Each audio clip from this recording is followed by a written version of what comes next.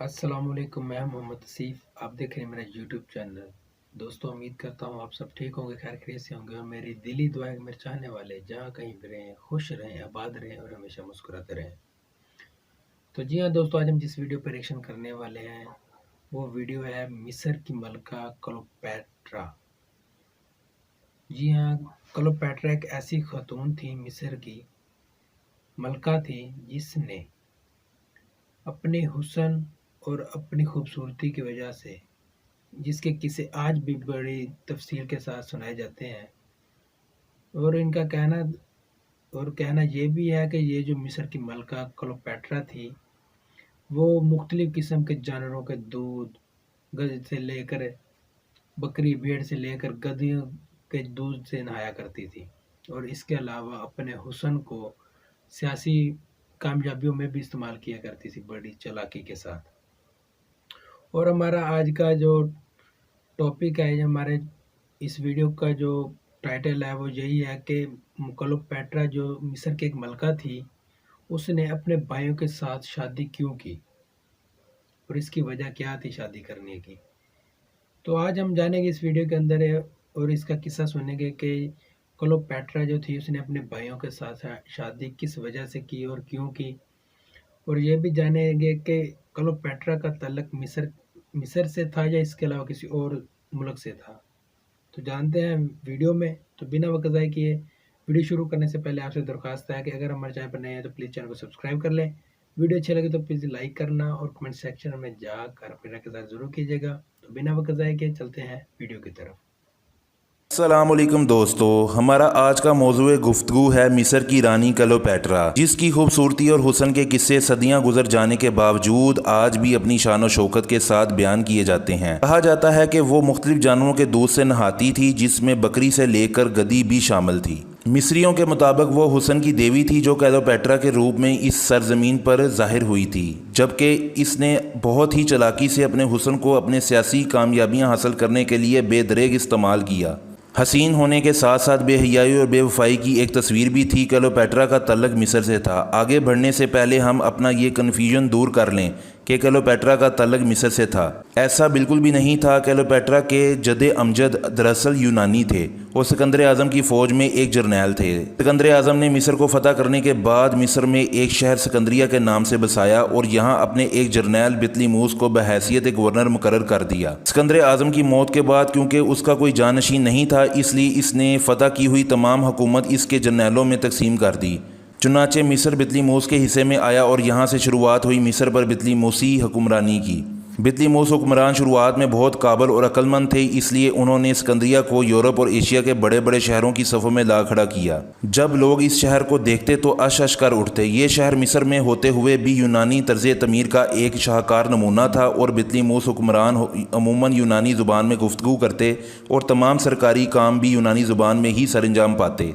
मिस्र पर हुकूमत करते थे, लेकिन इनका तर्ज रहाइश यूनानी ही था। मगर बाद में आने वाले बितलीमूसी हुक्मरान अव्वल दर्जे के शराब नोश और आराम पसंद वाक़या हुए। इस दौर में रोम दुनिया की सुपर पावर की हैसियत रखता था। इसका असर सोख दुनिया के तमाम ममालिक पर था, इसलिए बितलीमूसी हुक्मरान रोमी फ़ौज को रिश्वत देकर अपने मुल्क पर हमले से बाज रखते और अपनी अयाशियाँ जारी रखते। मुहक्किकीन के मुताबिक क्लोपेट्रा का बाप यानी बितलीमूस बार भी अपनी मौत के वक्त सल्तनत के साए तले दबा हुआ था।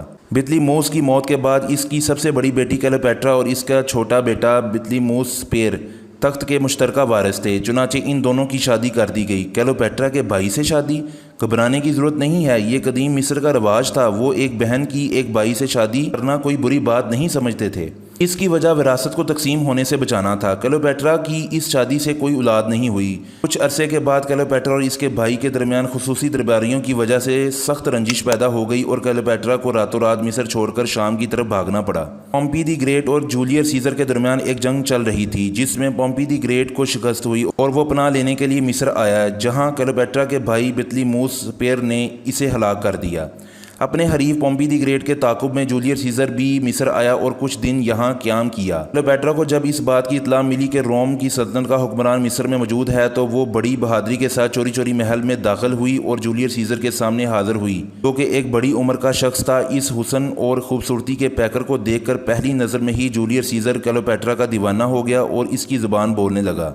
یہ دیکھ کر کلیوپیٹرا کے بھائی اور اس کے شوہر نے ان دونوں کے خلاف اعلان جنگ کیا۔ اس جنگ میں بطلیموس پیر یعنی کلیوپیٹرا کا بھائی اس کو شکست ہوئی اور وہ دریائے نیل کو عبور کرتے ہوئے ڈوب کر مر گیا۔ اس کے مرنے کے بعد کلیوپیٹرا مصر کی مختار بن گئی، لیکن اسے اپنے خاندانی رسم و رواج کے مطابق اپنے سب سے چھوٹے بھائی سے شادی کرنی پڑی، لیکن یہ شادی بس نام کی شادی تھی کیونکہ کلیوپیٹرا کا اصل شوہر جولیس سیزر تھا۔ جولیس سیزر کو کلیوپیٹرا اتنی پسند آئی کہ اس نے پورے روم کو اپنے جرنیل کے حوالے کر دیا اور خود دن رات کلیوپیٹرا کے ساتھ عیاشیوں میں مصروف ہو گیا۔ ان عیاشیوں کے نتیجے میں ایک بیٹے کی پیدائش ہوئی۔ بیٹے کی پیدائش کے بعد جولیس سیزر روم دوبارہ روانہ ہو گیا تاکہ وہ کچھ سازشوں کو ختم کر سکے۔ کچھ عرصے بعد کلیوپیٹرا بھی وہاں پہنچ گئی۔ عین ممکن تھا کہ وہ اس وقت روم کی ملکہ بن جاتی، لیکن روم کے کچھ وفاداروں نے اس کے شوہر کو قتل کر دیا۔ شوہر کے قتل ہونے کے بعد کلیوپیٹرا کا خواب ادھورا رہ گیا۔ اب کلیوپیٹرا نے مارک جو کہ جولیس سیزر کا بہنوئی تھا اسے اپنے جال میں پھنسانے کی کوشش کی۔ بعد ازاں پتہ چلا کہ ان دونوں نے شادی کر لی، جس کے نتیجے میں ان کے 3 بچے بھی ہوئے اور اس طرح وہ روم کی ملکہ بن گئی۔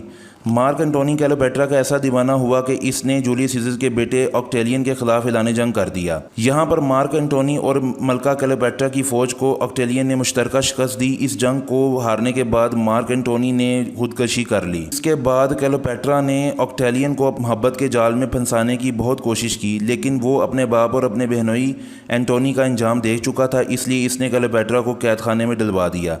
اسی قید خانے کے دوران کلیوپیٹرا نے 39 سال کی عمر میں خودکشی کر لی۔ تو جی ہاں دوستو، یہ تھی ویڈیو جس میں آپ نے دیکھا کہ کلیوپیٹرا جو بالکل مصر کی موجودہ تو نہیں تھی، رہائشی تو نہیں تھی، لیکن بعد میں جنگ اپنے باپ کی جنگ لڑنے کے بعد جب انہوں نے مصر پر حملہ کیا تو جو فاتح حاصل ہوئی تب وہاں پر مقیم رہے۔ تو کلیوپیٹرا جو تھی وہ دوستو، وہ ایک آپ نے دیکھا کہ ایک عیاش یعنی کہ بہت ہی ہر طرح کا جو اپنے حسن کا ہتھیار تھا اس کا، وہ ہر طرح سے لوگوں پر پھیلانے کی کوشش میں مصروف رہتی تھی، اور یہی وجہ تھی کہ اس وراثت کی وجہ سے کہ ہماری جو وراثت ہے وہ کسی طرح سے تقسیم نہ ہو، اس لیے ان کا آپس میں رواج تھا پہلے کہ یہ ایک بہن بھائیوں کی شادی کروا دیا کرتے تھے، جس کی وجہ سے یہ جو ان کی وراثت تھی وہ کبھی بھی تقسیم نہ ہو اور وہ ان کے پاس ہی رہے۔ لیکن ایسا ہی تھا، لیکن اس میں سے اولاد تو نہیں، اپنے جو بھائی سے شادی کی تھی اس نے، اس میں سے تو اولاد نہ ہوئی کلیوپیٹرا کی، اس لیے پھر وہ تھوڑی دیر بعد وہ ایک دوسرے سے علیحدہ ہو گئے۔ تو یہ تھی آج کی ویڈیو دوستو، جس میں آپ نے سب کچھ جان تو لیا ہوگا ویڈیو کے متعلق، کلیوپیٹرا کیسی ایک خاتون تھی مصر کی ملکہ جو تھی۔ اگر ویڈیو اچھی لگے تو پلیز لائک کریے گا، چینل پر نہیں تو پلیز سبسکرائب کریے گا۔ ملتے ہیں اگلی ویڈیو میں، تب تک کے لیے خدا حافظ۔